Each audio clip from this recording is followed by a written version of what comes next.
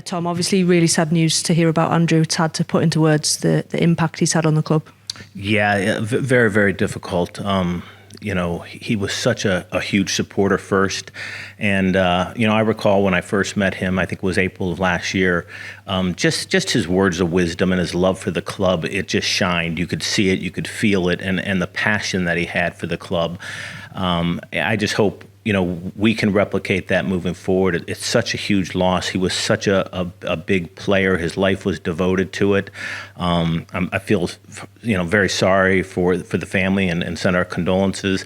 But I do feel that, he did transfer the club into good hands, and we're going to do everything we can to live up to his expectations and his standards and the way he ran the club and keep that going. So a sincere loss to all of Carlisle, sincere loss to Diane and the family. We wish them the best, and hopefully move on from that. Transferred ownership now, but he was always there to pick up the pieces when we needed him to as well. He always was. I mean, it's easy to lead when you're winning. It's easy to lead when things are going well. It's much more difficult when things are struggling, and Andrew was always there as the backbone of the club to pick things up and keep things moving, and that's difficult. I mean, that can be very difficult, especially when the club is struggling or your business is struggling. So that's why I say he was kind of like the backbone, and 64 years, to dedicate his entire life to it is just something that you don't see that often, and I'm not sure you'll ever see that again.